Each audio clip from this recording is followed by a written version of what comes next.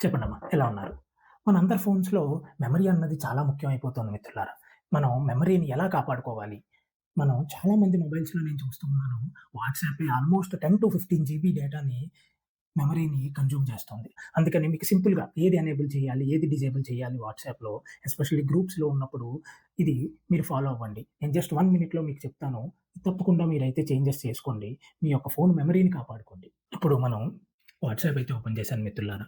ఈ వాట్సాప్‌లో మీరు చూస్తే ఒక గ్రూప్ ఉంది. సామ్ అంకుల్ తెలుగు అని. ఇక్కడ నాకు చాలా ఇమేజెస్ అయితే ఒక వ్యక్తి పంపడం జరిగింది. ఇవన్నిటిలో నాకు అన్నీ అవసరం లేదు. సో, ముందుగా మనం ఏం చేయాలంటే ఈ గ్రూప్ నేమ్ మీద క్లిక్ చేస్తే మీరు ఇక్కడ కింద చూస్తే చూడండి. మీడియా విజిబిలిటీ అని ఉంది కదా!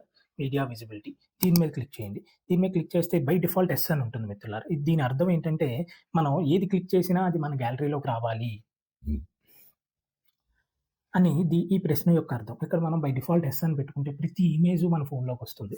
దీన్ని నో అని చేసుకోండి. మరి నో చేసుకుంటే మరి నాకు ఆ ఇంపార్టెంట్ ఫోటోని ఎలాగా అంటే నేను చెప్తాను కంగారు పడకండి. ఇప్పుడు ఇక ఓకే చేయండి. ఇప్పుడు ఇక్కడికొచ్చాక ఈ ఫోటో నాకు అవసరం. సో, ఇక్కడ రైట్ క్లిక్ చేస్తే పైన 3 డాట్స్ ఉన్నాయి గదా! సో, ఇక్కడ మీరు చూడండి. ఇక్కడ మీరు సేవ్ అనే ఆప్షన్ ఉంటుంది. సో, అప్పుడు ఆ పర్టిక్యులర్ ఇమేజ్ మనకి మన గ్యాలరీలోకి సేవ్ అవుతుంది. సో, ఇలా మనం అవసరమైనవి. ఇప్పుడు అవసరం లేదనుకోండి ఆ పర్టిక్యులర్ ఇమేజు మనం జస్ట్ డౌన్‌లోడ్ చేసి ఇక్కడే చూస్తాం. అది వాట్సాప్‌లోనే ఉంటుంది. మన ఫోన్ గ్యాలరీలోకి రాదు. ఒకవేళ ఈ ఫోటో కూడా రావాలనుకుంటే ఈ 3 డాట్స్ క్లిక్ చేసి సేవ్ చేయండి. సేవ్ అని క్లిక్ చేస్తే చూసారా సేవ్డ్ సక్సెస్‌ఫుల్లీ అని వచ్చింది. సో, ఇలా మనకి ప్రతి ఒక్క ఇమేజ్‌ని మనకి నచ్చినట్లుగా మనం మార్చుకోవచ్చు. దీంతో పాటుగా కొన్ని మెసేజెస్ ఉంటాయి. ఇప్పుడు కొన్ని గ్రూప్స్ ఉంటాయి. మనకి ఆ గ్రూప్స్‌లో మనకి పెద్ద అన్ని మెసేజెస్ మనకు అవసరం లేదు. సో, అప్పుడు ఏం చేయొచ్చంటే డిసపియరింగ్ మెసేజెస్. సో, దీని యొక్క అర్థం ఏంటంటే ఒక టైం పెట్టుకుంటాం. ఇప్పుడు మనం చూసారా 7 డేస్ పెట్టాననుకోండి. సో, 7 డేస్ తర్వాత ఆ పాత మెసేజెస్ అన్నీ డిలీట్ అయిపోతూ ఉంటాయి. సో, దీనివల్ల ఏమవుతదంటే ఆ గ్రూప్ యొక్క మెమరీని తగ్గించొచ్చు.